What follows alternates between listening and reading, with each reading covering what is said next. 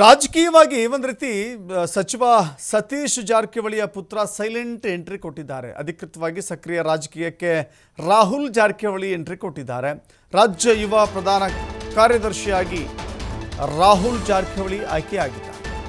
S, ಯುವ ಕಾಂಗ್ರೆಸ್ನ ಚುನಾವಣೆಯಲ್ಲಿ ರಾಹುಲ್ ಜಾರಕಿಹೊಳಿ ಈ ಬಾರಿಯ ಚುನಾವಣೆಯಲ್ಲಿ ಸ್ಪರ್ಧೆ ಮಾಡಿದರು. ಸೈಲೆಂಟ್ ಆಗಿ ಇಬ್ಬರು ಮಕ್ಕಳು ರಾಜಕೀಯವಾಗಿ ಗಮನ ಸೆಳೀತಾ ಇದ್ದಾರೆ. ಈಗಾಗಲೇ ಚಿಕ್ಕೋಡಿಯ ಲೋಕಸಭೆ ಸದಸ್ಯರಾಗಿ ಕೆಲಸ ಮಾಡ್ತಾ ಇದ್ದಾರೆ ಸತೀಶ್ ಜಾರಕಿಹೊಳಿಯ ಪುತ್ರಿ ಪ್ರಿಯಾಂಕಾ ಜಾರಕಿಹೊಳಿ. ಈಗ ಮತ್ತೊಬ್ಬ ಪುತ್ರ, ಆ ಪುತ್ರ ರಾಹುಲ್ ಜಾರಕಿಹೊಳಿಯನ್ನು ಕೂಡ ಅಖಾಡಕ್ಕೆ ಇಳಿಸಿದ್ದಾರೆ.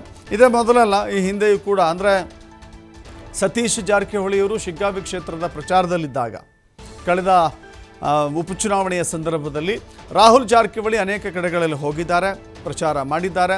ತಮ್ಮ ತಂದೆಯ ರೀತಿಯಲ್ಲಿ ಕೆಲವಷ್ಟು ಸಂಘಟನೆಯಲ್ಲಿ ತೊಡಗಿಕೊಂಡಿದ್ದಾರೆ.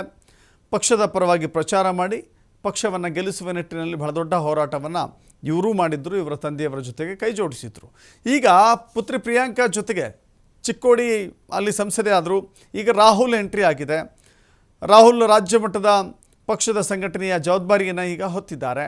CM KPCC ಅಧ್ಯಕ್ಷ ಸ್ಥಾನದ ಜಟಾಪಟಿಯ ಮಧ್ಯೆ ಮಕ್ಕಳಿಗೆ ರಾಜಕೀಯ ಸ್ಥಾನಮಾನವನ್ನು ಕೂಡ ಅಚ್ಚುಕಟ್ಟಾಗಿ ನೋಡಿಕೊಳ್ಳೋದರಲ್ಲಿ ಸತೀಶ್ ಜಾರಕಿಹೊಳಿ ಯಶಸ್ವಿಯಾಗಿದ್ದಾರೆ. ಈವರೆಗೂ ಬೆಳಗಾವಿ ಜಿಲ್ಲೆಗೆ ಸೀಮಿತವಾಗಿದ್ದಂಥ ರಾಹುಲ್ ಜಾರಕಿಹೊಳಿ ತಂದೆಯ ಯಮಕನಮರಡಿ ಕ್ಷೇತ್ರ, ಸಹೋದರಿಯ ಚಿಕ್ಕೋಡಿ ಕ್ಷೇತ್ರದಲ್ಲಿ ಆಕ್ಟಿವ್ ಆಗಿದ್ದರು. ಇದೀಗ ರಾಜ್ಯ ಮಟ್ಟದಲ್ಲೂ ಕೂಡ ಮಿಂಚಲಿಕ್ಕೆ ರೆಡಿಯಾಗಿದ್ದಾರೆ.